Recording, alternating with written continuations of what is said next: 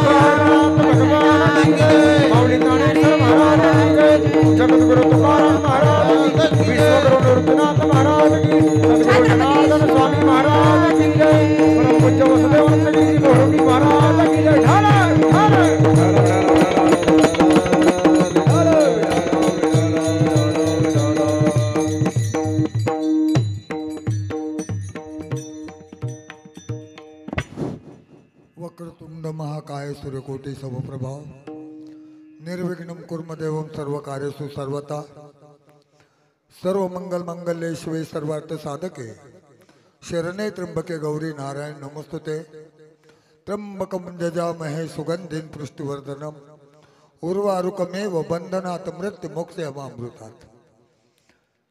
आमच्या भवरताईंना आज भगवंताचं चिंतन मांडीवर जाऊन बसण्याचा प्रवेश संपलेला आहे आणि असा संपलेल्या प्रवेशाच्या द्वारे त्यांच्या कुटुंबाने त्यांना वर स्वर्गामध्ये सामुग्री राहू म्हणून आजची ही पुण्यतिथी आपण वरी श्राद्ध म्हणतोय। कोणाची तरी आत्या आहे, कोणाची मामा आहे, कोणाची मावशी आहे, कोणाची बहीण आहे, म्हणजे श्रद्धा आहे म्हणून आपण याला श्रद्धा असं नावाने कपोतरण करतो।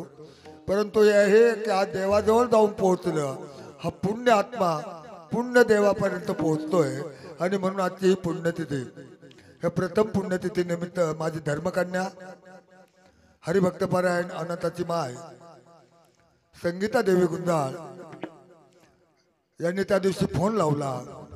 तिला माहिती आहे माझी किती धावपळ आहे, आता लगेच इथून शिर्डीला कार्यक्रम आहे आणि संध्याकाळी नेवाशाला आहे। वयाच्या मानाने खूप जड होत आहे, परंतु समाजाने केलेलं हे प्रेम हे तोडता येत नाही आणि म्हणून त्या दिवशी आमच्या अत्यंत जीवलग जिव्हाळ्याचं प्रेमाचं एकंदरीत सत्य भावपलीकडे असणारं नातं आमचे भवर काका त्यांनी स्वतः फोन लावला, बाबा अक्का तुमची नव्हती का? आणि म्हणून त्यांना सांगितलं किती वेळ झाली, मी 11 ते 11:15 पर्यंत याने फक्त तुमची भेट घेतो आणि आमच्या मुलीला आशीर्वाद देऊन ताईंचा आशीर्वाद आमच्या सर्व भजन मंडळीला राहू। आलेले या ठिकाणी गायक वादक वा वा सर्वच आमचे लाडके प्रेमी परिवार आज ह्या आमच्या ताईंच्या म्हणजे आम्ही अक्का म्हणायचो, अक्काच्या पुण्यस्मरणाला आल्याबद्दल निष्काम जनता जनार्दन वारकरी भागवत संप्रदाय सेवा मंडळ, महाराष्ट्राच्या बाहेर असणारे सगळे आश्रम आणि महाराष्ट्रातील आश्रम या सर्व अनाथ वृद्ध गौशाळा या आश्रमाच्या वतीने आलेल्या सर्व पाहुण्यांना, जन्मदात्या माता भगिनींना, गायक वादक यांना शुभचिंतने प्रभूंचा आशीर्वाद देतो. सर्वांना नमस्कार करतो. आमच्या वारकरी संप्रदायाचे श्री रामकृष्ण हरी म्हणतो आणि थांबतो. विठ्ठल विठ्ठल विठ्ठल विठ्ठल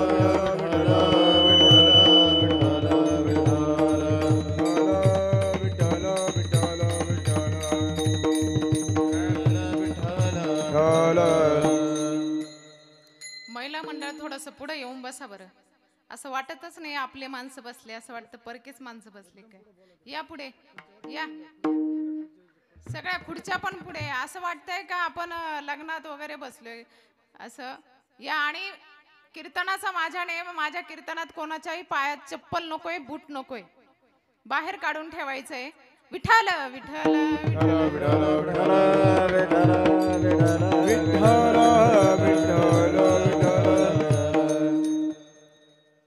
वक्रतुंड महाकाय सूर्यकोटी समप्रभा निर्विघ्नं करो मे देवो सर्व कार्येषु सर्वदा.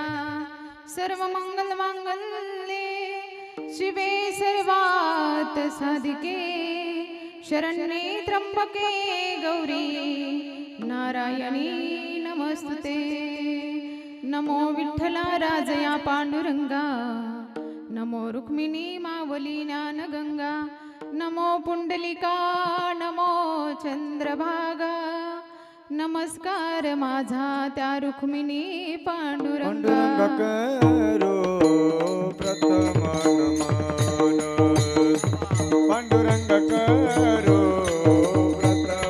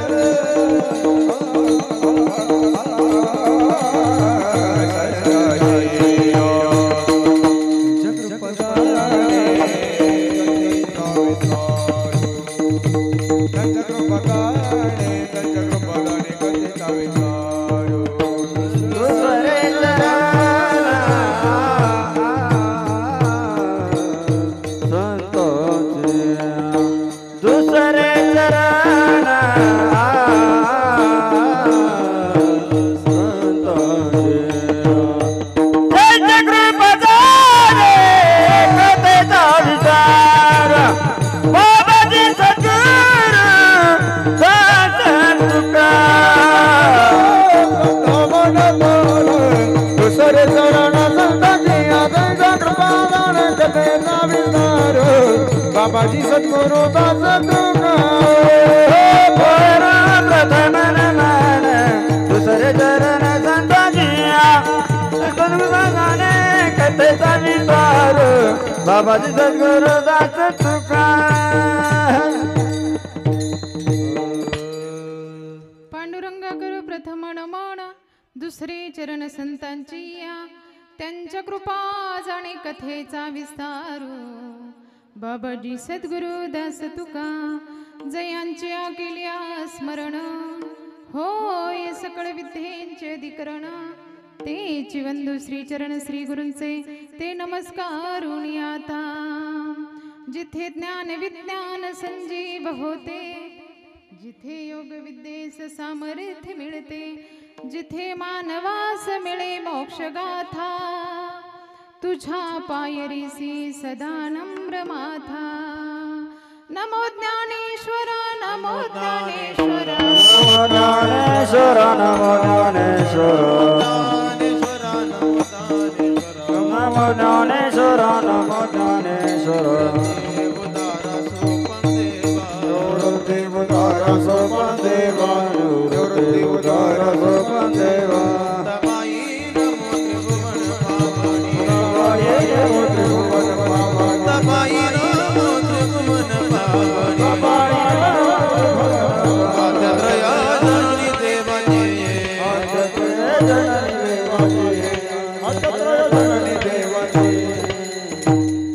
नमो सद्गुरु नमो सद्गुरु सच्चिदानंद रूपा, नमो सद्गुरु भक्त कल्याण मूर्ती, नमो सद्गुरु भास्करा पूर्ण कीर्ती. मस्तक हे पायावरी, मस्तक हे पायावरी, मस्तक हे पायावरी, मस्तक हे पायावरी. या वारकरी संतांच्या, वारकरी संतांच्या, या वारकरी संतांच्या, या वारकरी संतांच्या, वारकरी संतांच्या, या वारकरी संतांच्या. मस्तक हे पायावरी, या वारकरी संतांच्या, या वारकरी संतांच्या, या वारकरी संतांच्या. मस्तक हे पायावरी, या वारकरी संतांच्या, या वारकरी संतांच्या, या वारकरी संतांच्या.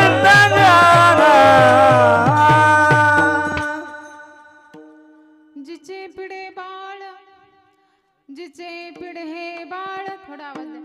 प्राणतयाचा विकळ, ऐसा मातेचा स्वभाव, सूत्र दोरी एक जीव. सुखाची विश्रांती, सुखाची विश्रांती, उमटे मातेची या उदरी, ऐसा मातेचा स्वभाव, सूत्र दोरी एक जीव. तुका म्हणे संत, तुका म्हणे संत, बहु आहे कृपावंत, ऐसा मातेचा स्वभाव, सूत्र दोरी एक जीव. विठ्ठल विठ्ठल विठ्ठल.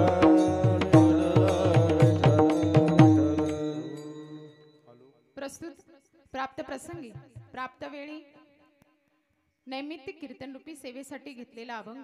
जगद्गुरु जगतमान्य संत श्रेष्ठ देवनिवासी असणारे संत जगद्गुरु तुकोबरायांचा अवघ्याशा 4 चरणांचा सगळ्यांच्या परिचयातील अपरिचयातील असणारा अभंग, पण गाथा या प्रकरणातील असणारा अभंग आज निरूपण रूपी सेवेसाठी घेतलेला आहे. आणि ही सेवा करत असताना अवघ्या 1 तासाची आपल्याला सेवा करायची आहे. तेव्हा सर्वांगणाचे कान करून सर्वांनी इकडे लक्ष द्यावे अशीच अपेक्षा करेल.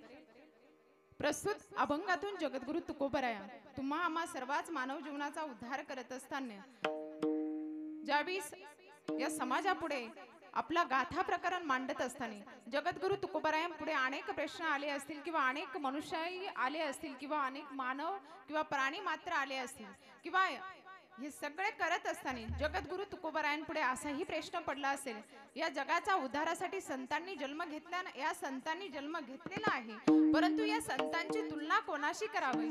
जी तुलना करत असताना जगद्गुरु तुकोबरायांपुढे अनेक पात्रही आले असतील. आई आली असेल, बहीण आली असेल, ताई आली असेल, अक्का आली असेल, मावशी आली असेल, अनेक पात्र समाजापुढे आले असतील किंवा मनुष्यही आला असेल, असेही पात्र आले असतील. परंतु जगद्गुरु तुकोबरायांपुढे अनेक पात्र आले.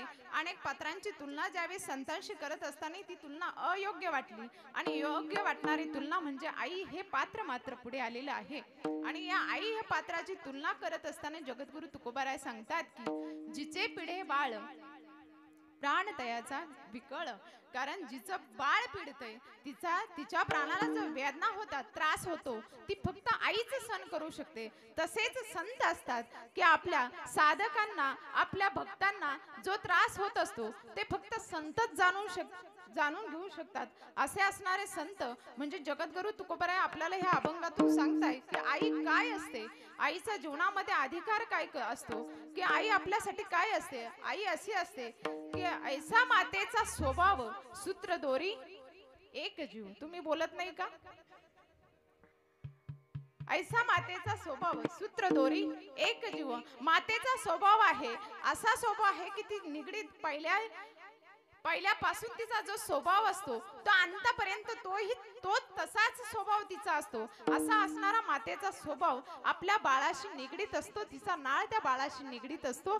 सूत्र दोरी एक जीव असा असणारा त्या मातेचा स्वभाव असतो. मग सुखाची आपण विश्रांती अनेक ठिकाणी बघू, अनेक ठिकाणी आपण सुख भोगण्याची साधनं बघू, पण त्या सुख भोगण्याची साधनांमध्ये आपल्याला सुख प्राप्त होणार नाही. सुख प्राप्त आपल्याला कशात होईल तर आईच्या पदराजवळच आपल्याला सुख प्राप्त होईल. आईजवळच आपल्याला सुख प्राप्त होईल. सुखाची विश्रांती उमटे मातेच्या उदरी. सुखाची विश्रांती फक्त आपल्याला आईजवळच प्राप्त होणार आहे. इतर ठिकाणी आपल्याला सुखाची विश्रांती प्राप्त होणार नाही.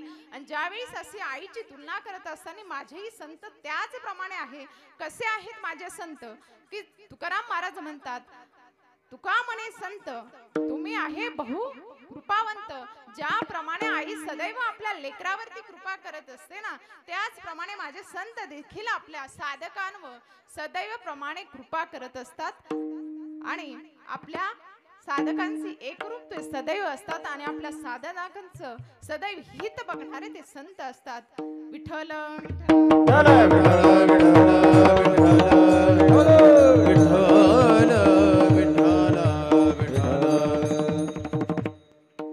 आज या कीर्तन रूपी सेवेसाठी सुरुवात करण्या अगोदर ज्या नैमित्तिक कीर्तनाने निमित्त आपण जमलेले आहोत, ते नैमित्तिक कीर्तन म्हणजे आपल्यातून जाऊन आज ज्या मातोश्रींना 1 वर्ष पूर्ण होत आहे हे असे असणाऱ्या मातोश्री कैलासवासी भागीरथी ताई लहानू भोर या आईंना आपल्यातून जाऊन आज वर्ष झालेले आहे.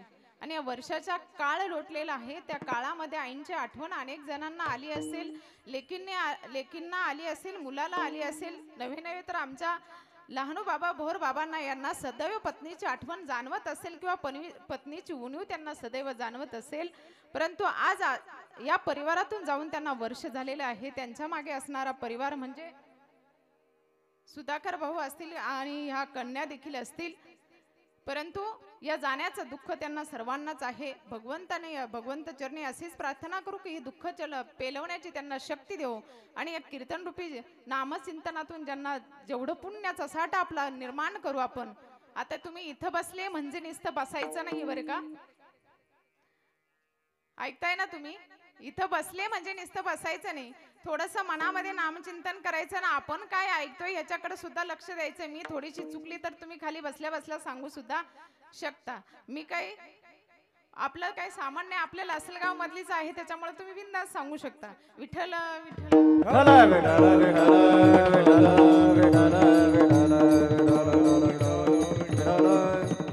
आज कीर्तन रूपी सेवेसाठी आपल्याला जे वादक गायक लाभलेले आहेत ते म्हणजे आपले ज्यांचा आवाज सदैव महाराष्ट्राला आवडीचा वाटतो, नवे नवे तर आपल्या भारत देशालाही आवडीचा वाटावा असे असणारे आमचे ऋषिकेश दादा नवले. त्याचबरोबर आमचे विनोद महाराज सुद्धा आहेत. त्याचबरोबर सदैव माझ्या बरोबर साथ संगत करायला असणारे आमचे माऊली बाबा देखील येथे आहेत. त्याचबरोबर मृदुंगाचार्य विकास महाराज देखील येथे उपस्थित आहे. आणि आपले टाळकरी आश्रमातीलच आहे विद्यार्थी. परंतु आज ज्यांची शूटिंग करण्याचं जे काम करत आहे ते आपले ज्ञान संजीवनी चॅनल आहे. आणि या चॅनलद्वारे हे कीर्तन तुम्ही सदैव बघत राहाल, कारण या यूट्यूब चॅनलचं नाव आहे.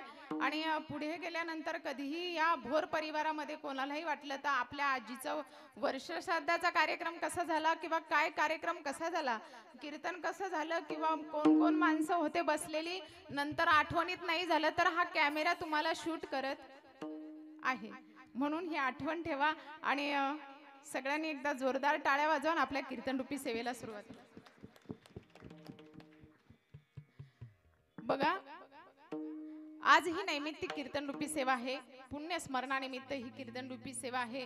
या कीर्तनासाठी आदरणीय असणारे परमपूज्य वासुदेव नंदगिरी बहुरूपी बाबा सुद्धा या कीर्तनासाठी भेट देऊन गेले. खरं तर बाबा येणं कर्तव्यच होतं बाबांचं, कारण या लहानूबाईंनी भागीरथीबाईंनी बाबांना गुरु केलेलं होतं. गुरु असल्यामुळे बाबांना त्या दिवशी भोर बाबा आले आणि भोर बाबा म्हटले की बाबांना यावंच लागेल, कारण ज्यावेळेस विचारलं गेलं तर ह्या आईने सदैव आश्रमासाठी आपला वेळ घालेला होता, दिवस घालवलेले होते. आणि त्यांनी खरं तर महत्वाचं कार्य ज्यावेळेस आश्रम लासलगाव मध्ये आलं त्यावेळेस आश्रमासाठी खूप काही केलेलं आहे. ज्यावेळेस आश्रमाची स्थापना झाली असेल, धान्य असेल किंवा कुठल्या ना कुठल्या पद्धतीची गरज असेल ते भोर परिवाराने आश्रमासाठी पुरवलेले आहे.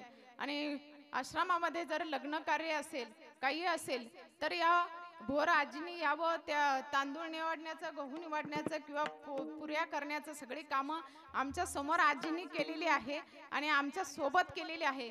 आणि त्यांनी आपल्या धर्म कार्यासाठी सदैव आपला देह घातलेला आहे. अशा असणाऱ्या आमच्या भागीरथी आजींचं आज पुण्यस्मरण आहे. जाऊन वर्षाचा काळ गेलेला आहे. खरं तर पुण्य स्मरण करणं ही खूप काळाची गरज आहे, केलंही पाहिजे. कारण ते आपलं यती कर्तव्य आपलं असतं आणि ते कर्तव्य आपण पार पाडलं पाहिजे. कारण मुलांचं कर्तव्यच असतं. कारण पितरांविषयी आपण ऋण फेडले पाहिजे. कारण पितरांविषयी आपण ऋण फेडले तर ते पित्र आपल्याला काय देतात? आशीर्वाद देतात. तुका म्हणे पितृ आशीर्वाद देती, कल्याण इच्छिते वावेतया, कल्याण इच्छिते सदा त्याचे. तुका म्हणे पितृ आशीर्वाद देते, कल्याण इच्छिते वावेतया, कल्याण इच्छिते भावेतया.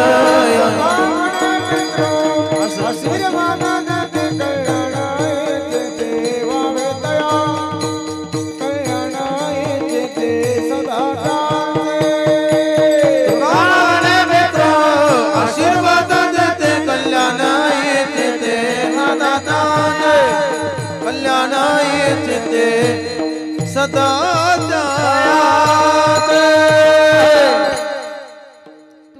पितृ आशीर्वाद देती, कल्याण इच्छिती तया कुळा.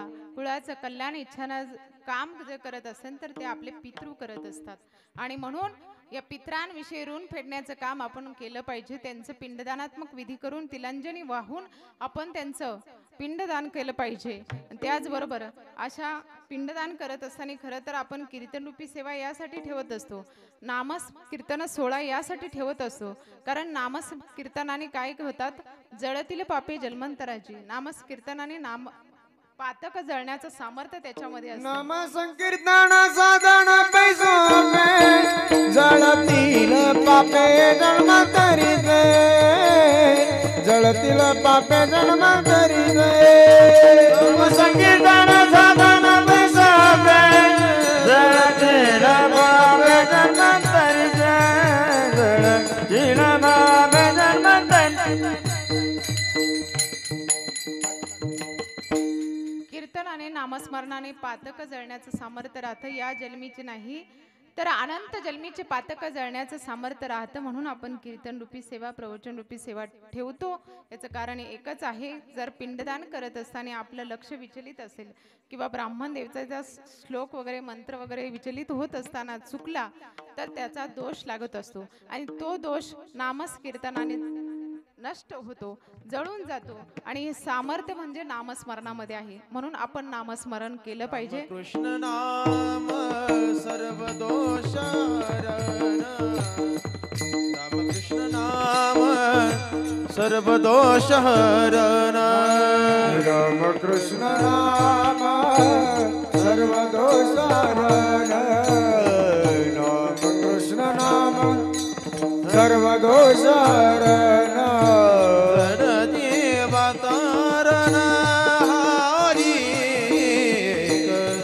जड जीवा तारण हरी एक, हरिमुखे मना हरिमुखे मना, हरिमुखे मना हरिमुखे मना. जड जीवा तारण हरी एक, जड जीवा तारण हरी एक, हरिमुखे मना हरिमुखे मना, हरिमुखे मना हरिमुखे मना, हरिमुखे मना. त्या नामस्मरणाने आपलं दोष जळतात आणि ते जळण्याचं चिंतन करता येईल. वेळ आहे, वेळ कधी जाईल सांगता येणार नाही. कधी जाईल आपली वेळ सांगता येणार नाही. कारण या देहाचा भरोसा आहे का हो? नाही. या देहाचा भरोसा नाही, हा नाशवंत देह जाणार सकळ आयुष्य खातो काळ सावधान. कारण हा देह कधी जाईल सांगता येणार नाही. आईंना सुद्धा वाटलं नसेल का या वयात मला जावं लागेल. आज आपण पाहतो तरुण पिढी निघून जाते, त्यांनाही वाटत नसेल का आपल्याला या वयात जावं लागेल. आपण बघतो समाजामध्ये कोण कधी जाईल कोण कधी जाईल, या देहाचा भरोसा का क्या भरोसा है इस जिंदगी का, क्या भरोसा है इस जिंदगी का, क्या भरोसा है इस जिंदगी का, क्या भरोसा है इस जिंदगी का, क्या भरोसा है इस जिंदगी का, क्या भरोसा है इस जिंदगी का, क्या भरोसा है इस जिंदगी का। साथ देती नहीं किसी का, साथ देती नहीं किसी का, क्या भरोसा है इस जिंदगी का, क्या भरोसा है इस जिंदगी का। ये किसी का साथ देती नहीं, ये किसी का क्या भरोसा है इस जिंदगी का, क्या भरोसा है इस जिंदगी का। क्या भरोसा है इस जिंदगी का, साथ देती नाही हे किसी का. या देहाचा भरोसाच नाही, कधी जाईल सांगता येणार नाही. कारण काळ कसा आहे, घडोघडी काळ वाटयाची पाय, अजून किती अवकाश, अजून किती आहे अवकाश. कारण काळ हा वाट बघतोय, कधी जाईल सांगता येणार नाही. म्हणून तर संतांना आपला कनवाळा येतो, म्हणून तर संतांना आपला कनवाळा येतो, म्हणून तर संत आपली सदैव चिंता करतात. उडत है जान न देख बेडोला, ये तो करबला मनोनिया, ये तो करबला मनोनिया। उड़ते न देखे डोला, ये तो कनवाला मनोनिया, ये तो कनवाला उडत है जान न देख बेडोला, ये तो करबला मनोनिया,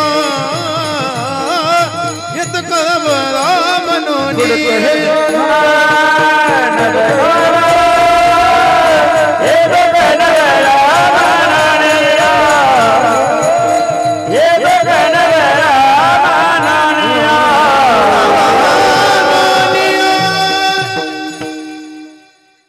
बुडते हे जन न देखवे डोळा.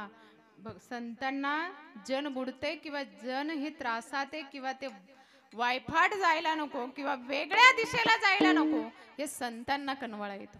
संतांना, कारण आपल्यासारख्याला कनवाळा येऊ शकत आला तरी आपलं कसं आहे, स्वार्थापुरतं असतं, आपल्या स्वार्थापुरतं असतो. अरे माझ्याकडेच बघू नका, तुम्हाला असं वाटत असं नाही स्वार्थापुरतं, हिच सांगते काय, माझं नाही तुमचं सगळ्यांचं सांगते. प्रत्येक जण आपला आधी स्वार्थ बघतो, पण माझे संत तसे नसतात.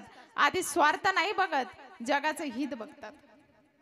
कारण संतच हे असतात जगाच्या जगाच्या कल्याण संतांचे मवाद्या, जगाच्या कल्याण संतांचे मवाद्या, जगाच्या कल्याण संतांच्या विभूती, जगाच्या कल्याण संतांच्या विभूती, जगाच्या कल्याण संतांचे मवाद्या, जगाच्या कल्याण संतांचे जगाच्या कल्याण संतांच्या विभूती, जगाच्या कल्याण संतांच्या विभूती, देहा कंठमेते परोपकार, देहा कंठमेते परोपकार, हे देहा कंठमेते परोपकार,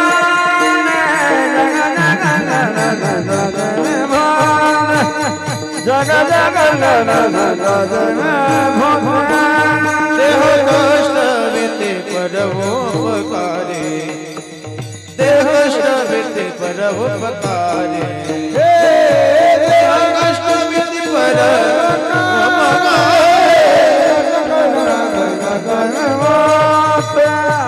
जगाचा कल्याण संतांचा विभूती, विभूत्याना जगाच्या कल्याणा संतांची विभूती, देह कष्टविती परोपकारे. संत हे परोपकारासाठी जन्माला आलेले असतात, कारण जगाचे हित करण्यासाठी ते जन्माला आलेले असतात. आणि असेच असणारे संत, त्यांना जगद्गुरु तुकोबराय उपमा देतात. संत निस्ते संत संत म्हणत नाही, तर संत काय असतात तो? संत कृपावंत, निष्ठावंत, कीर्तिवंत, नामवंत, निष्ठावंत आणि स्वनिष्ठ असतात. आणि त्यांच्याजवळ स्वतःची ताकद अशी म्हणजे स्वनिष्ठा अशी असते. असे असणारे संत असतात. आणि तेच संत जगद्गुरु तुकोबराया आपल्या तुम्हा सर्वांच मानव जीवनाचा उद्धार करत असताना ज्यावेळेस गाथा या प्रकरणामध्ये त्यांना असं वाटलं, या संतांची तुलना कोणातरी बरोबर करावी, किंवा या संतांची तुलना करत असताना देवाचंही नाव पुढे नाही आलं. बघा, संतांची तुलना करत असताना देवाचं नाव सुद्धा पुढे आलेलं नाही, किंवा एखाद्या महाज्ञानीचंही नाव पुढे आलेलं नाही, किंवा एखादा कीर्तिवान मनुष्य त्याचंही नाव पुढे आलेलं नाही, किंवा एखादा साधा असणारा मनुष्य त्याचंही नाव पुढे आलेलं नाही, किंवा एखादी बाई किंवा ताई असणाऱ्या बाईचंही नाव पुढे आलेलं नाही. ज्यावेळी संतांची तुलना करत असताना जगद्गुरु तुकोबरायांपुढे फक्त आणि फक्त आईच ही उपमा पुढे आली. आणि आईच अशी असते की ती अभंगाच्या प्रथम चरणात सांगतात.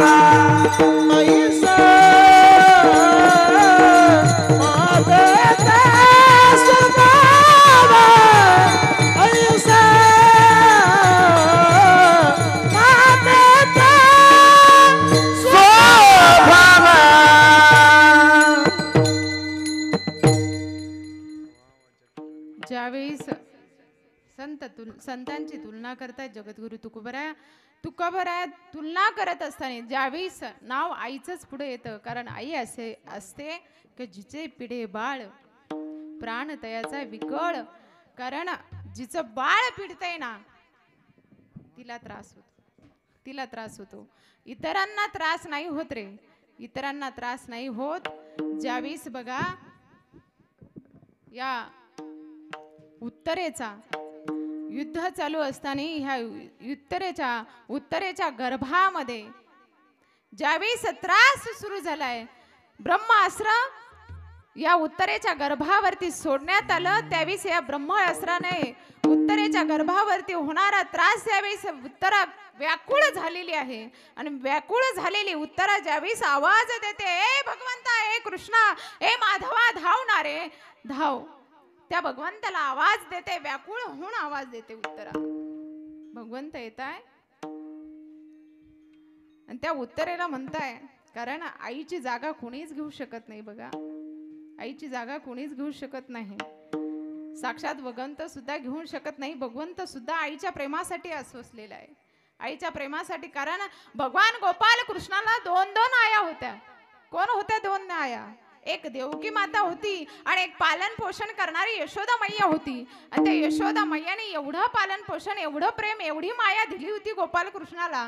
त्या कन्हैयाला एवढी माया दिलेली होती. एवढ्या मायेला आसुसलेला असणारा भगवंत ज्यावेळेस गोकुळ सोडलेला आहे आणि गोकुळ सोडल्यानंतर ज्यावेळेस इकडे आल्यानंतर द्वारकेला आल्यानंतर भगवान या यशोदा मैयाच्या प्रेमाची आसुसली करतात. त्यावेळेस भगवंत सुद्धा म्हणतात की आई काय असते, आईचं प्रेम काय असतं, आईचं वात्सल्य काय असतं. ज्यावेळेस आईपासून आपण अंतरतो ना त्यावेळेस आईच्या प्रेमाची मायेची जाणीव होत असते. भगवान साक्षात भगवंत सांगताय. आणि त्याच वेळेस बघा इकडे यशोदा मैया सुद्धा अरे पशु पक्षी वेली यांना विचारत असते माझ्या काना कुणी बघितला का रे, माझ्या कानाला कुणी भेटलं का रे, एवढ्या व्याकुळतेने म्हणत असते. आणि ज्याच वेळेस या उत्तरेच्या गर्भामध्ये त्रास होत असताना उत्तरा भगवंताची विनवणी करते. भगवंत त्यावेळेस उत्तरेकडे येतात आणि त्या उत्तरेजवळ आल्यानंतर बोल म्हणतात. ती उत्तरा म्हणते भगवंत माझ्या या गर्भातल्या बाळाला वाचव रे, माझ्या बाळाला वाचव रे. व्याकुळ होऊन ती म्हणते माझ्या बाळाला वाचव. इतकी व्याकुळ होऊन म्हणते माझं बाळ माझ्यासाठी. कारण आईसाठी आपला वंश किती महत्वाचा असतो ते आईलाच कळत असतं. मातेची याची ती अवघी बालकाची व्याप्ती, अवघी बालकाची व्याप्ती, अवघी बालकाची व्याप्ती.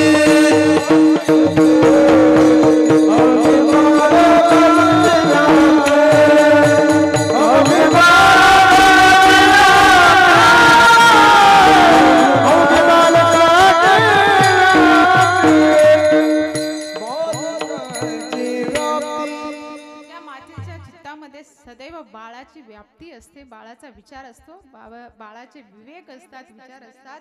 म्हणून ती माता आई कुठेही कमी नाही. बघा ती उत्तरा भगवंताला म्हणते भगवंत माझ्या बाळाला वाचव रे, वाचव रे.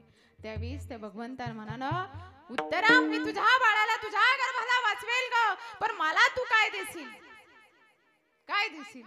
त्यावेळेस ती उत्तराने म्हणावं भगवंत तुला काय पाहिजे असेल ते मी देऊ शकते रे, जे पाहिजे ते माझं सगळं घे रे, पण माझ्या वंशाला वाचव रे. ती उत्तरा म्हणते माझ्या वंशाला वाचव रे. ज्यावेळेस असं म्हणते ना ती उत्तरा त्यावेळेस भगवंत म्हणतो उत्तरे मला तुझं काही नको ग, मला फक्त तुझं मातृत्व दे, फक्त तुला तुझं मातृत्व मला दे. ती उत्तरा म्हणते त्या उत्तरेकडे भगवंताने मातृत्व मागावं. मातृत्व ज्या आईचं मातृत्व घेतल्याशिवाय भगवंताला सुद्धा त्या उत्तरेच्या गर्भामध्ये जाण्याची परवानगी नाही. तर भगवंताने उत्तरेचं मातृत्व घ्यावं आणि त्या गर्भाचं रक्षण करावं, गर्भाचं रक्षण घ्यावं. ती आई असते सदैव आपल्या लेकराचं हित बघते आणि आपल्या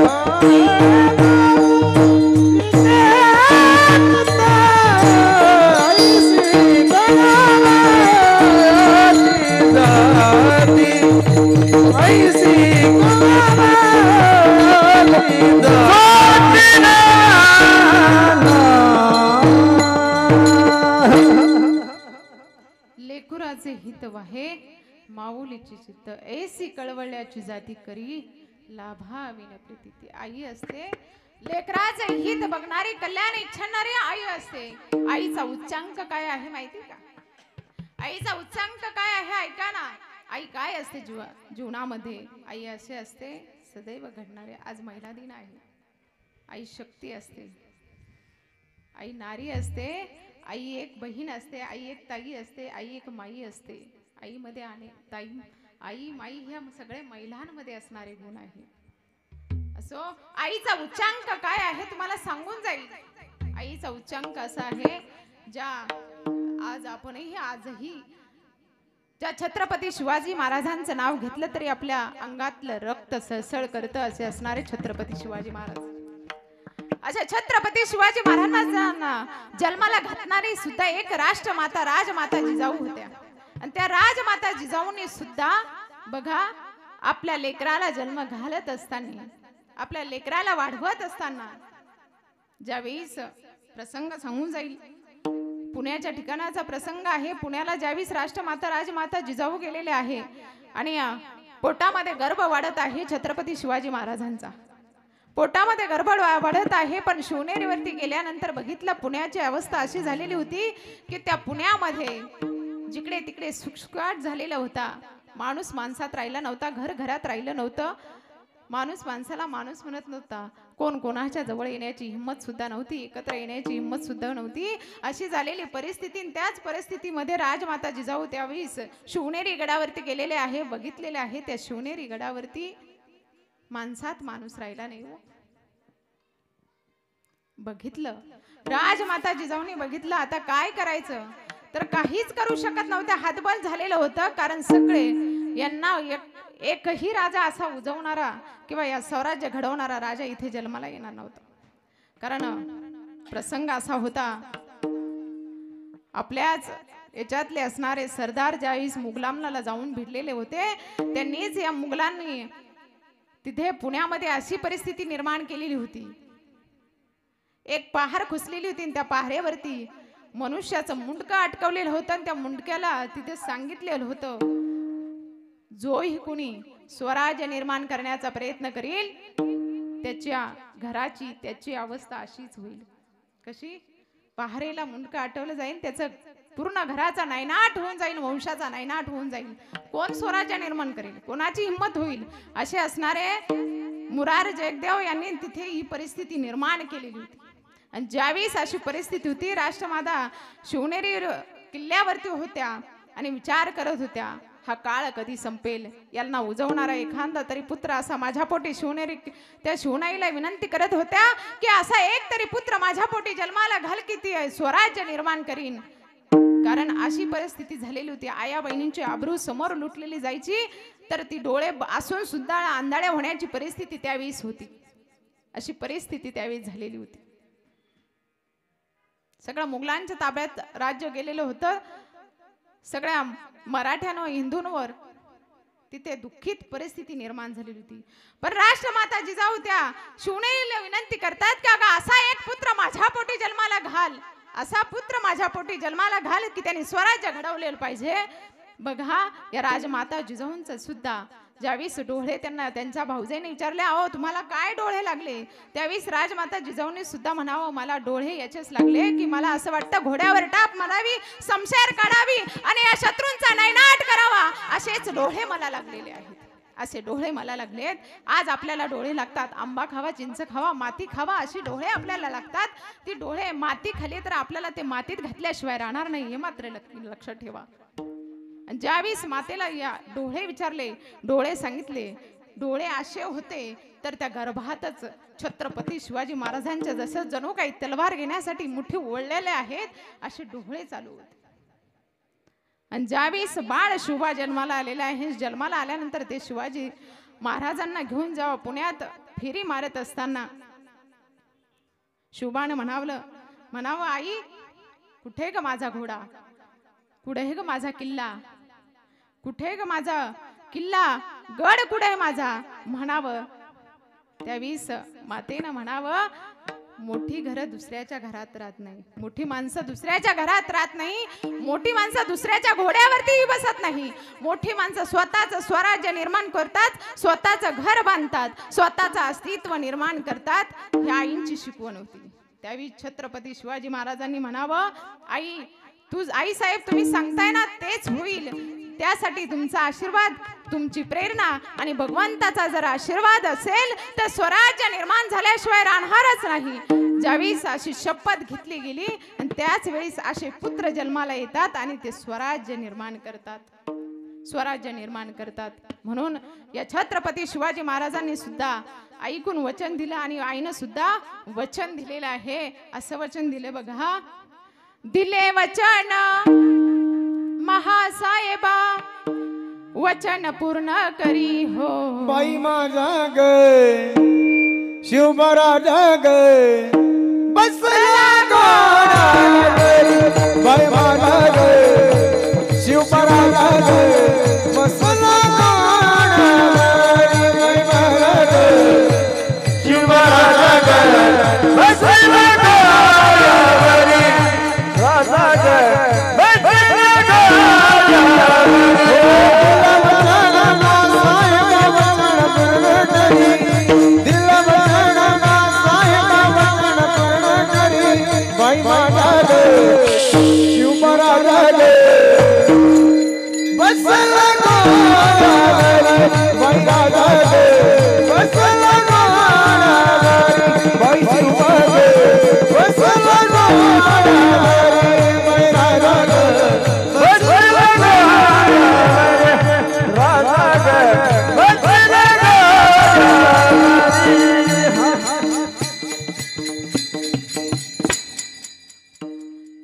राजा घोड्यावर बसतो आणि स्वराज्य निर्माण करतो. बरं, त्यासाठी आईची प्रेरणा लागते, आईची प्रेरणा लागते. ती आई स्वराज्य घडवत असताना सदैव लेकराच्या पाठीवर शिकवण देत असते, ती आई असते. आपल्याला कधीतरी वाटतं आपली आई आपल्याला काय सांगतो, माझ्या आईला काहीच कळत नाही, माझी आई मला काहीच सांगत नाही, किंवा माझ्या आई चुकीच्या मार्गावर मला नेते काय, सदैव आपल्याला असं वाटतं. परंतु सांगू, तुम्ही म्हणत असाल माझी आई अडाणी आहे. अडाणी असणारी आई सुद्धा ती अडाणी नसते बरं का, तिला आपल्या लेकराचं हित कळतं. ती अडाणी जरूर असेल, जरूर तुमच्या भाषेत म्हणजे तुमच्या व्यक्तिमत्वामध्ये ती अडाणी असेल, परंतु तिला तिच्या लेकराचं हित नक्कीच कळतंय, ती आई असते. ज्यावेळेस छत्रपती शिवाजी महाराजांनी 32 मन सिंहासनावरती शिवाजी महाराज बसलेले आहे आणि ज्यावेळेस बसताना ज्यावेळेस सप्त नद्यांचा स्नान, ज्यावेळेस त्या गंगा यमुना जमुना नद्यांचं स्नान ज्यावेळेस छत्रपती शिवाजी महाराजांना घातलं जाते, त्या माईची कुस धन्य होती. राजमाता जिजाऊंची कुस धन्य झाली, डोळ्यामध्ये अश्रू आले. खरंच माझी कुस धन्य झाली, आज कुस धन्य झाली. का माहितीये, ज्यावेळी छत्रपती शिवाजी महाराज दर्शनासाठी आले आणि दर्शनासाठी वाकल्यानंतर ती आई म्हणते, ऐक ना लेकरा, ऐक ना शिवबा, माझं एक ऐक ना, माझा विश्वास आहे. मला असं वाटतं पुन्हा मी जन्म घेईल ना, त्यावेळेस मला असं वाटतं की माझ्याच पोटी तू जन्माला यावं. त्या आईला वाटावं की अशा लेकरांनी माझ्या पोटी जन्माला यावं, त्यासाठी कुस धन्य असायला लागते आणि लेकरू पण तसंच असायला लागतं. धन्य जिजाऊचे कोशी, धन्य जिजाऊचे कोशी, धन्य जिजाऊचे कोशी, धन्य जिजाऊचे कोशी,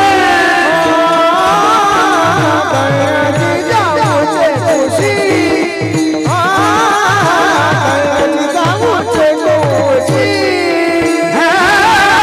धन्य जिजाऊचे कोशी. धन्य जिजाऊचे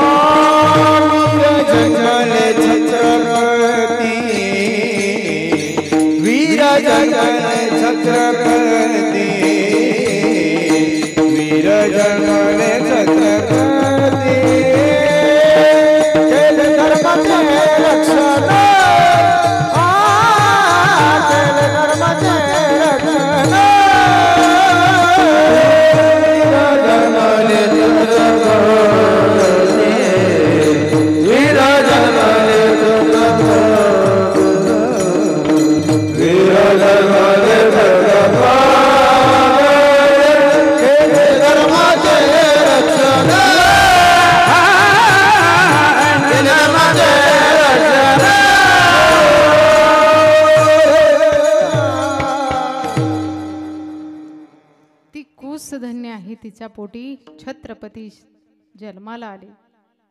आपल्याही पोटी वाटत असेल जन्माला यावं, त्यासाठी आपली कूस धन्य असायला हवी. आपण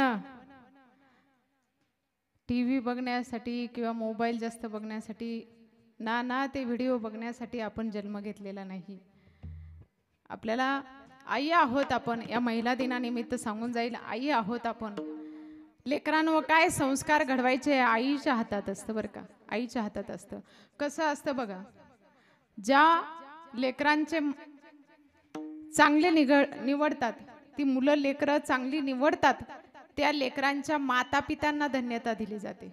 जगद्गुरु तुकोबराय म्हणतात, मी नाही म्हणत, धन्य माता पिता तो द्या दयाची, धन्य माता पिता दयाची,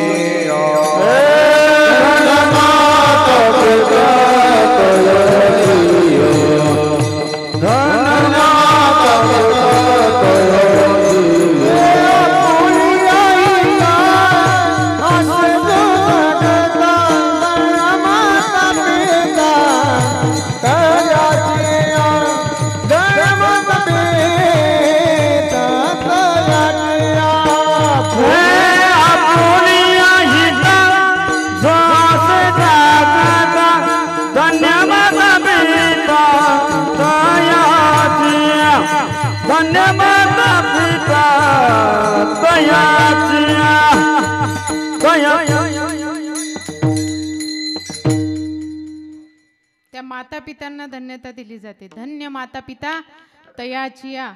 ते लेकर चांगली जन्माला आली तर त्यांच्या माता पित्यांना धन्यता दिली जाते. आणि जी पोर वाईट जन्माला आली, कुळाचं उद्धारण नाही केलं किंवा समाजामध्ये चांगले वागले नाही, तर त्याच्या लेकरांना काय म्हटलं जातं? त्यांना नाव दिलं का? त्याचे आई बापच तसे. काय म्हणतात? त्यांचे आई बापच तसे. कारण आता मला ती म्हण आठवण, एक म्हण आहे त्याला काहीतरी, पण त्या लेकरांच्या आई वडिलांना वाईट म्हटलं जातं का? त्यांच्या कुळाकडूनच तशी परंपरा आलेली असं म्हणतात. परंतु त्या माता पित्यांना धन्यता दिली जाते. जी मुलं चांगली जन्माला येतात, सुसंस्कारित जन्माला येतात, आणि त्याच मुलांना धन्यता दिली जाते. कारण ज्याच्या लेकरा घडवत असताना ती आई लेकरांसाठी सदैव पीडत असते. लेकराला त्रास झाला तर आईला त्रास होतो. लेकराला त्रास झाला तर आईला त्रास होतो. पोराला ताप आला तर आईला सुद्धा तिची मनस्थिती ठीक राहत नाही. सदैव त्याच्याकडे लक्ष असतं. कारण त्यांचं जीवन हे एक जीव झालेलं आहे. एक जीव. कारण भगवंतानीच जन्माला घालताना कसं जन्माला घातलंय? सूत्र दोरी एक जीव, अभंगाच्या दुसऱ्या चरणाचा.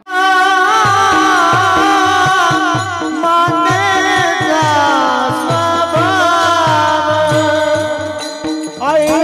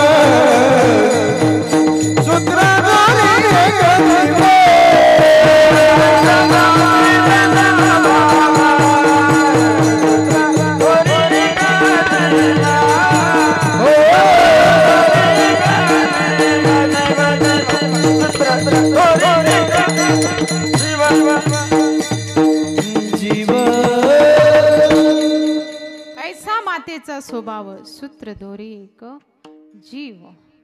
मातेचा स्वभाव कसा आहे बघा ना.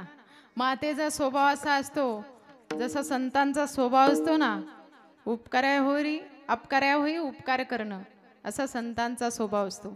तसाच मातेचाही स्वभाव असतो, अपकार्या होई उपकार करणं. सांगून जाईल तुम्हाला. द्रौपदी माता ज्यावेळेस हे द्रौपदीचं युद्ध चालू असताना कुरुक्षेत्रामध्ये युद्ध चालू आहे आणि या द्रौपदीची पाचही मुलं ज्यावेळेस रात्रीची वेळी झोपलेली असताना या द्रौपदीची पाचही मुलं त्या अश्वत्थाम्याने येऊन मारावीत आणि मारल्यानंतर ती मुलं मारल्यानंतर शोक करू लागली. द्रौपदी शोक करत असताना विचारलं गेलं, नकुल सहदेव अर्जुन भीम तिथे आलेले आहे आणि विचारताय, पाचही पांडव तिथे आलेले आहे आणि विचारताय द्रौपदी कोणी केलं असं. त्यावेळी द्रौपदी म्हणते मला माहित नाही, परंतु ज्यावेळेस कृष्ण भीम अर्जुन नकुल सहदेव सगळे म्हणताय की आत्ताच्या आत्ता ज्या मारेकरी आहे त्याचा शोध घेतला पाहिजे आणि शोध घेऊन त्याचा प्रतिशोध घेतला पाहिजे. आणि शोधण्यासाठी भीमाने गदा घेतलेली आहे, अर्जुनाने धनुष्य घेतलेला आहे, ज्या ज्या परी जे जे हत्यार सापडले असेल ते ते घेऊन निघाले आहे. त्याचा शोध घेतला आणि शोध घेतल्यानंतर कळलं अश्वत्थाम्याने ही मुलं मारलेली आहे. अश्वत्थाम्याला धरून आणलं आणि आणल्यानंतर जिची लेकरं मारले ना तिच्याच पुढे उभे करू आणि तिच्या पुढे उभं केल्यानंतर ती स्वतः सांगेल याचा निर्णय काय द्यायचा. कोण सांगेल? द्रौपदी सांगेल. द्रौपदी, कारण ती त्या लेकरांची आई आहे, ती सांगेल की निर्णय काय द्यायचा. त्यावेळेस ती द्रौपदी गेली, द्रौपदी जवळ त्या अश्वत्थाम्याला आणले आणि अश्वत्थाम्याला आणल्यानंतर ज्यावेळेस भीम म्हणाला, सांग याला गदेनं ठेचून काढू का काय, काय स करू, काय जे खांडुळे करू, काय करू सांग. सगळे प्रत्येक जण म्हणू लागले काय करू सांग ना द्रौपदी. परंतु द्रौपदी म्हणाली यापैकी काहीच करू नका, माफ करा त्याला. का माफ करा? कारण अपकार्या होई उपकार करणारी ती आई असते. का माफ करा? ज्यावेळेस द्रौपदीला विचारलं गेलं, द्रौपदी म्हणाली याच्या वडिलांनी तुम्हाला धनुर्विद्या शिकवलेली आहे आणि गुरुच्या लेकराला मारणं हे पाप आहे. द्रौपदीने सांगितलं. दुसरं कारण एक सांगितलं, हा ब्राह्मणाचा मुलगा आहे आणि ब्राह्मणाच्या मुलाला मारला तर ब्रह्महत्येचं पातक तुम्हाला लागेल, म्हणून याला माफ करा.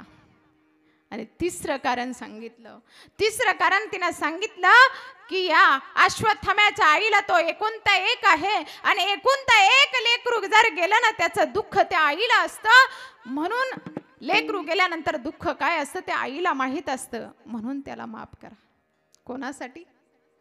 एका आईसाठी. एका आईनं माफ केलं म्हणजे आई काय असते जीवनामध्ये बघा, ती आई असे असते सदैव अपकार्या होई उपकार करणारी आई असते. एवढंच नव्हे, ती आई पशु पक्ष्यांना सुद्धा आई कळली हो, पण आपल्याला आई कळली नाही. ती घार जरा आकाशात उडत असेल ना, ती घार आकाशात उडत जरी असली ना, ती घार विचार करते, अरे मी जरा आकाशात उडत असताना भ्रमंती करत असताना जर माझ्या पिल्लांना जर एखाद्या ससाना नावाच्या पक्षाने येऊन खाल्लं तर काय होईल. ती आकाशात भ्रमंती करत असते, तिची तरी एक नजर आपल्या पिल्लांवर.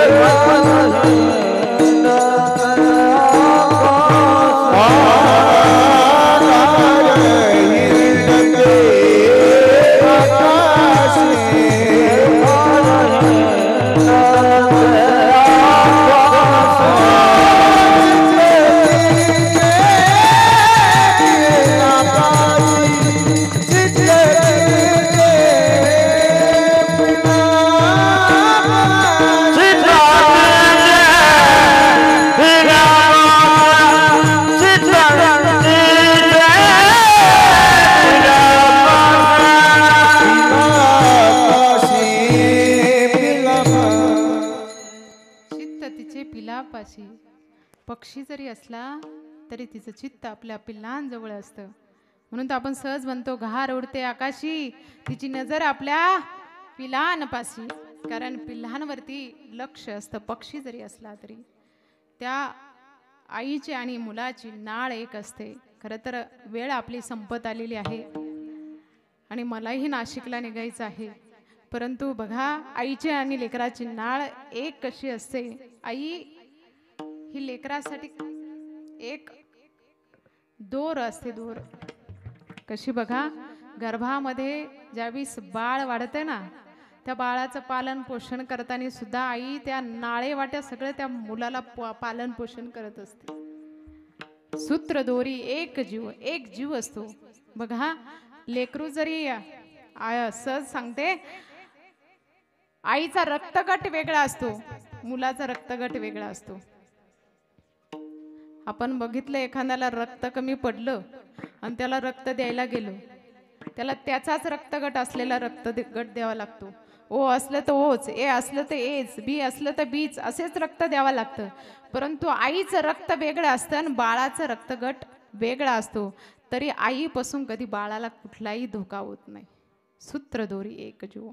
आईचं आणि बाळाचं एक जीव असतो. म्हणून सदैव ती आई आपल्या लेकरासाठी झटत असते. रात्रंदिवस मुलासाठी कष्ट करणारी ती आई असते. ती आई असते. म्हणून तर सुखाची विश्रांती फक्त आईजवळच भेटते. बरं, आईजवळच भेटते. सुखाची विश्रांती उमटे मातेची ह्या चित्ती. सुखाची विश्रांती फक्त आईजवळच भेटते. आपण म्हटलो ना, आम्ही बंगला बांधला, गाडी बांधली, घर घेतलं, काही घेतलं, सुख तिथे नाही. सुख तिथे नाहीये.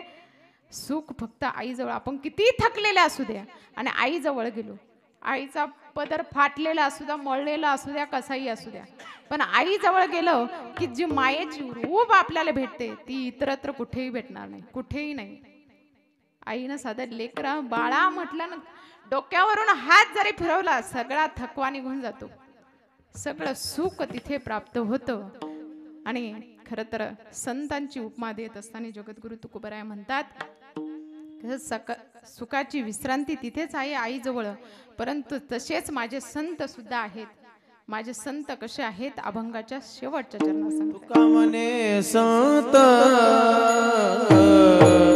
तुका म्हणे संत, तुका म्हणे संत, संत तुका म्हणे संत. हे संत,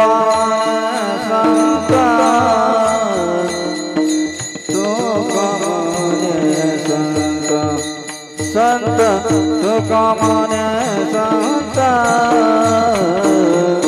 तुका म्हणे संत.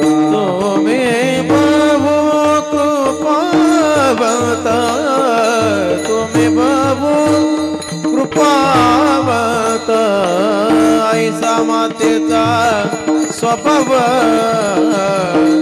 ऐसा मातेचा स्वभाव, ऐसा मातेचा स्वभाव, स्वभाव, ऐसा मातेचा स्वभाव. तुम्ही बहु कृपावंत, तुम्ही बहु कृपावंत, ऐसा मातेचा स्वभाव, ऐसा मातेचा स्वभाव. हे स्वभाव ऐसा मातेचा स्वभाव, सूत्र दोरी एका जीव.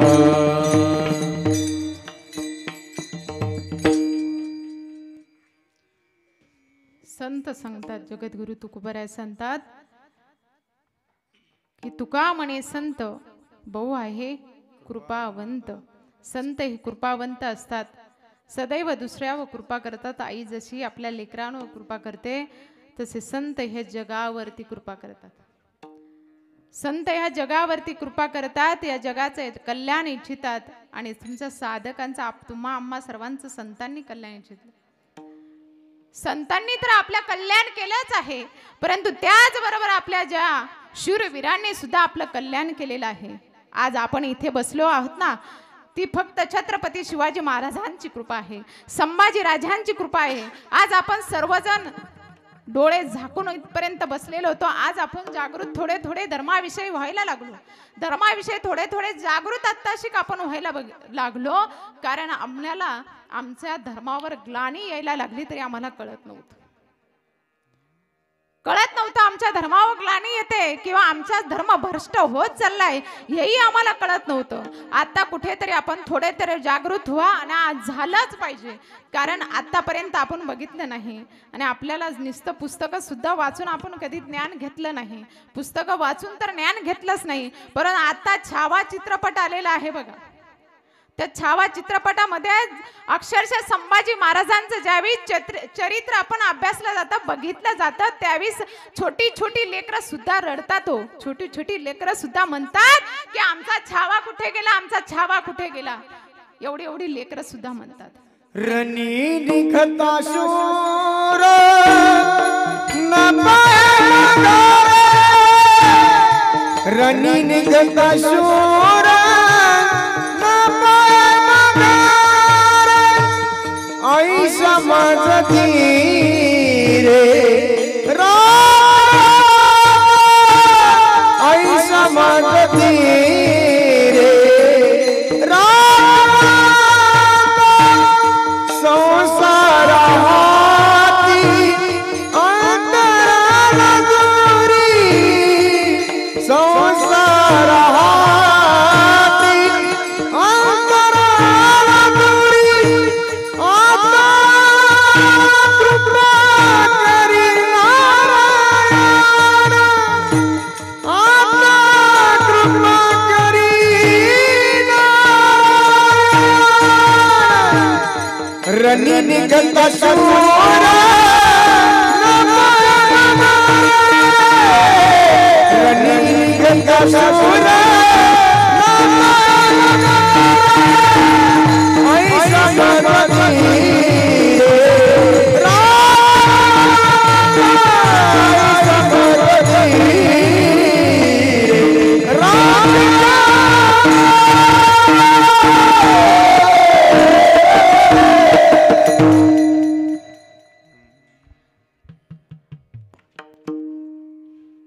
ऐकून माझ्या मन सुद्धा भरून आले. कारण छत्रपती संभाजी महाराजांनी इतका त्रास सहन केलेला आहे, इतका त्रास सहन केलेला आहे, परंतु त्यांनी आपला धर्म बदलला नाही.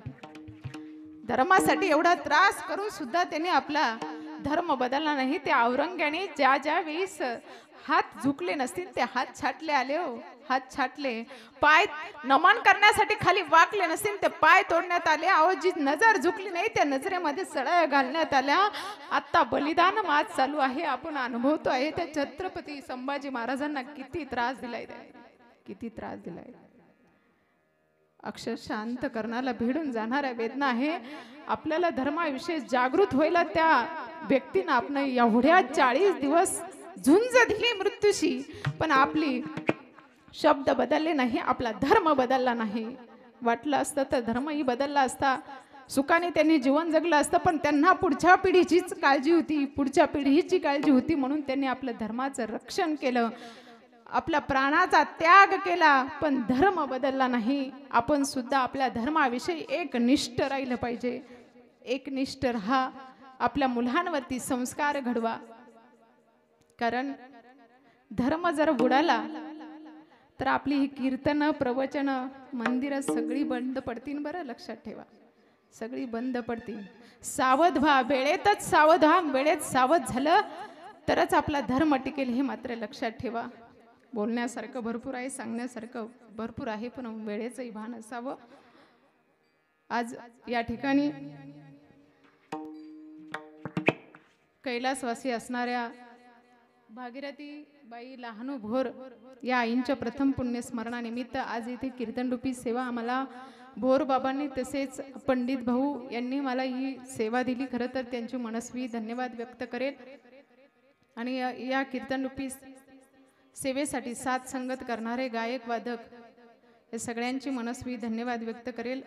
या कीर्तनाला गायक वादकाशिवाय रंगत नसते, कारण त्यांच्याशिवाय एकटा कीर्तनकार काहीही करू शकत नाही. त्यांच्याशिवाय ह्या कीर्तनाला शोभा नसते. आणि त्याचबरोबर सगळ्यांना हा चांगला आवाज तुमच्यापर्यंत पोहोचवण्याचं खरंच आमच्या जावयानं काम केलेलं आहे. नारायण मंडप सिस्टीम खरं तर ते आमचे जावईच आहे. त्यांच्यासाठी एकदा जोरदार टाळ्या होऊ द्या. अरे आणि ज्यांनी गायन वादन एवढं सुंदर केले असे तिन्ही गायकांसाठी ना वादकासाठी जोरदार टाळ्या होऊ द्या. मला असं वाटतं कालपासून उपाशी का काय तुम्ही. आम्ही इथं उभे राहून आम्हाला जीवर आलं नाही पण तुमच्या जीवर आले असं वाटतं मला. एकदा जोरदार टाळ्या होऊ द्या. वा असा आवाज आला पाहिजे. आणि खरंच तर माझ्या कन्या सुद्धा बाबा ते सुद्धा टाळ्या घेऊन उभे राहिले. त्यांच्यासाठी एकदा जोरदार टाळ्या होऊ द्या. आणि या कार्यक्रमाचं शूटिंग ज्यांनी केले त्या दादांसाठी जोरदार टाळ्या होऊ द्या.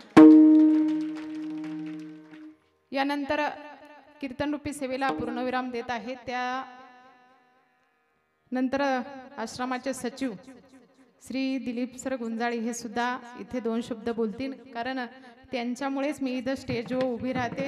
घरी सुद्धा म्हणजे संसार रूपी गाडा ओढताना सुद्धा त्यांची साथ संगत चांगल्या प्रकारे असते आणि म्हणून तर मी इथे येऊ शकते. आणि ते सुद्धा श्रद्धांजलीपर 2 शब्द बोलणार आहे. आणि इथेच माझ्या सेवेला पूर्ण विराम देते.